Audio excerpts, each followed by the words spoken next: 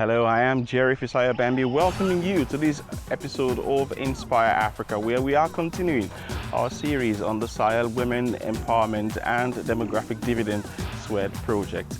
On this episode, we discuss women's health at the heart of development in the Sahel.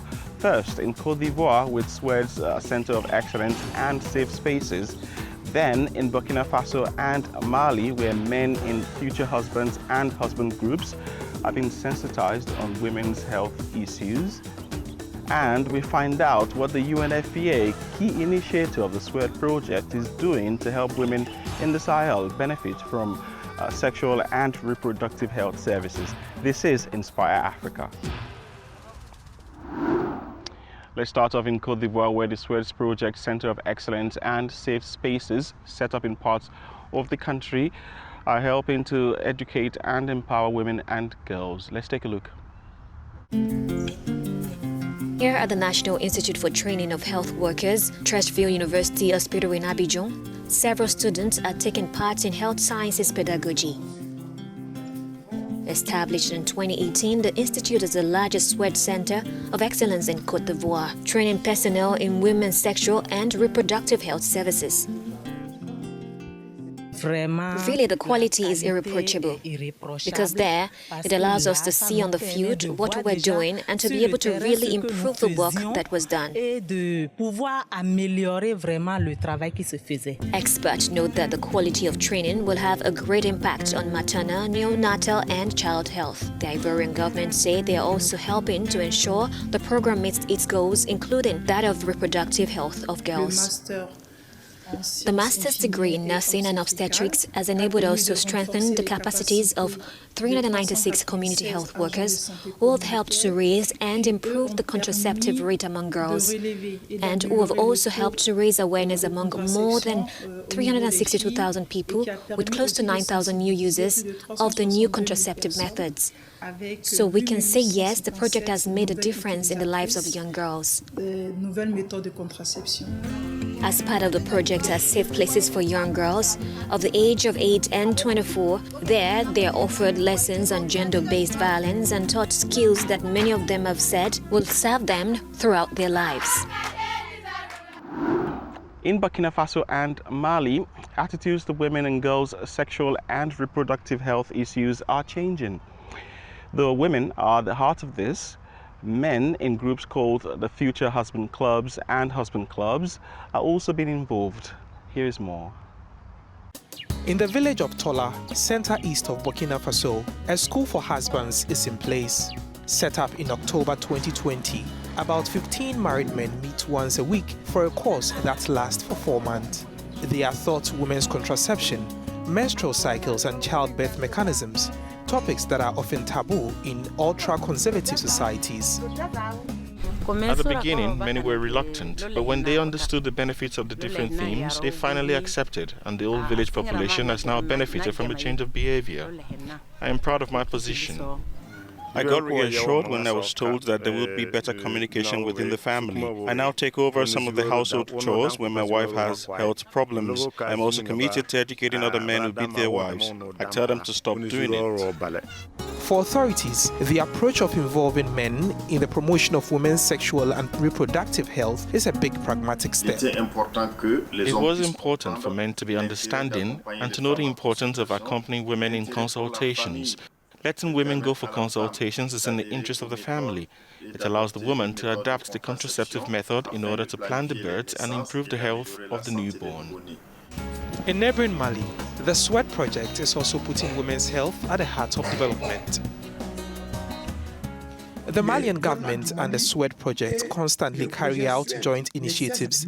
First of all, the setting up of a national program to combat excision.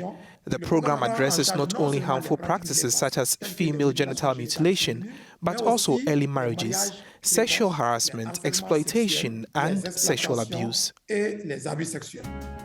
With these programs, SWED says the well-being and health of women and girls are being improved and promoted for the overall development of the society.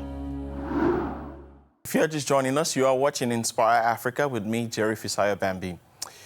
Now, the West Africa Health Organization, WHO is part of the big force putting women's health at the center of development in the Sahel region. To talk about its role with the SWED project, we have with us Professor Stanley Okolo, its Director General. A warm welcome to you. Thank you very much for joining us, Professor Okolo. To begin with, your organization's access to the highest decision makers in the West African region is quite unique and it's quite huge, giving your convening power. What are you doing to engage political powers for the issues of concerns in the SWED project? The West Africa Health Organization, WAHO, is an intergovernmental organization.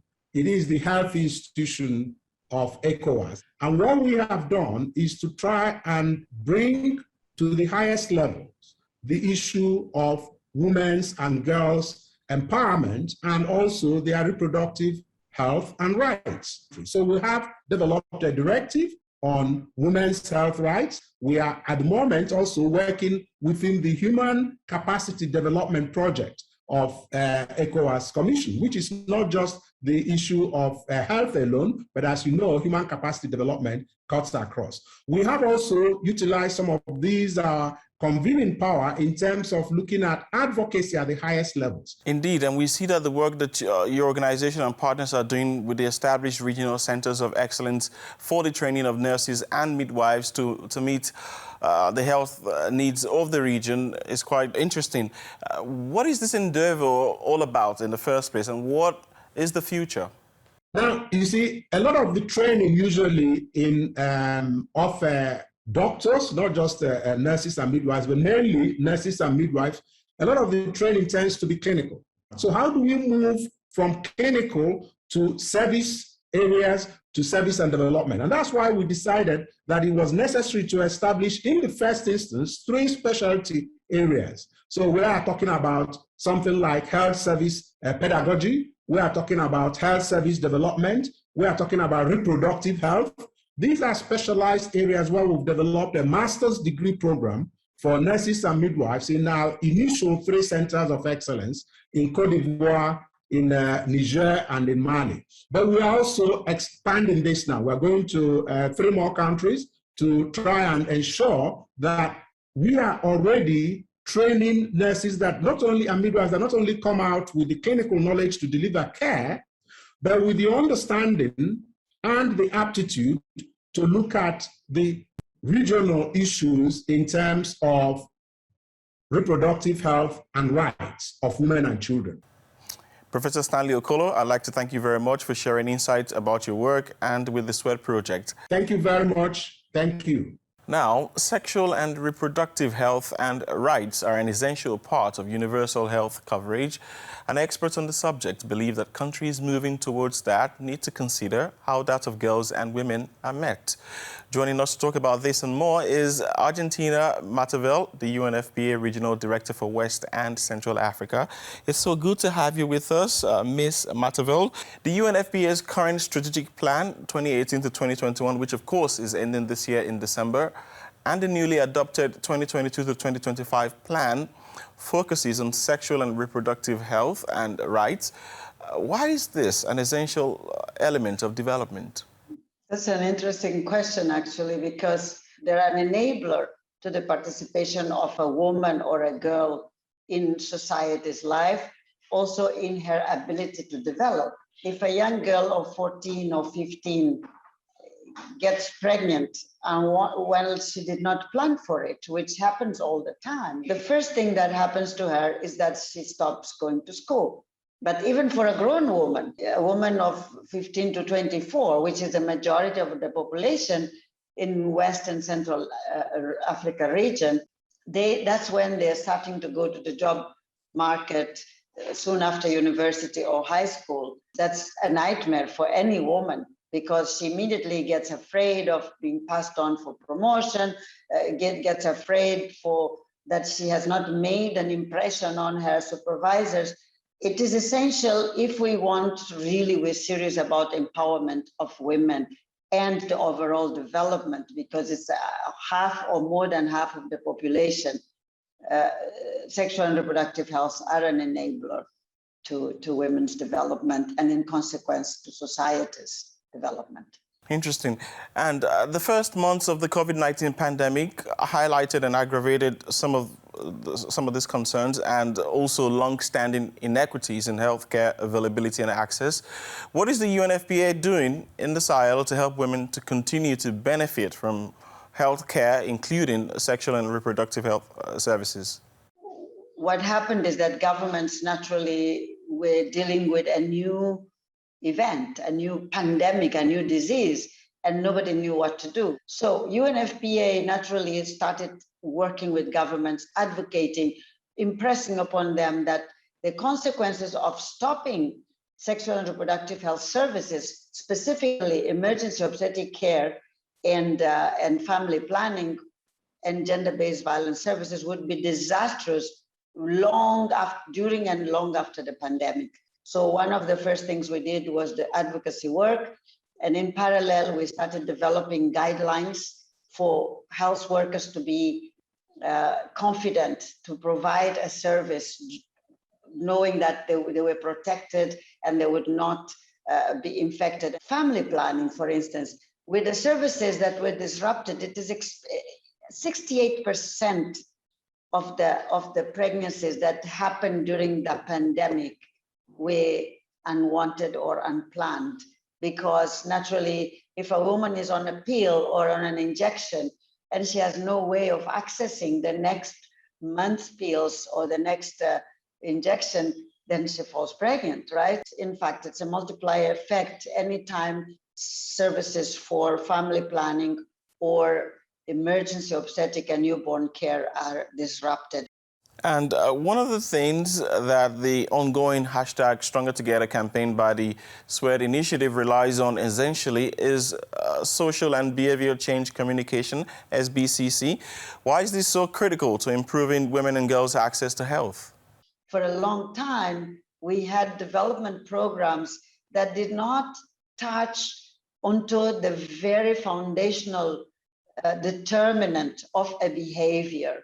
So even if you have the facility close to the people, you have the family planning, the contraception there, the services, unless the traditions and beliefs that tell the woman that she's not supposed to step out of the house when she's pregnant, for instance, or that she's not supposed to use a modern contraception, unless we target those behaviors and those beliefs, you will not get anywhere. That's why social and behavioral change communication is important, because we handle and deal with and study and understand the roots of what makes people choose to do or not to do something.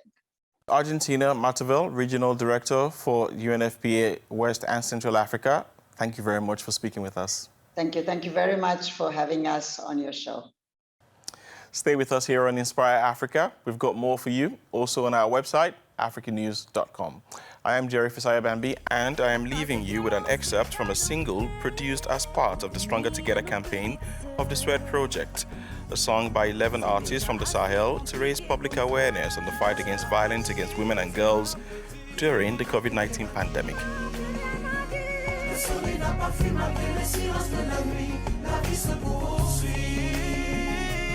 Pandémie en pandémie, nous sommes sortis.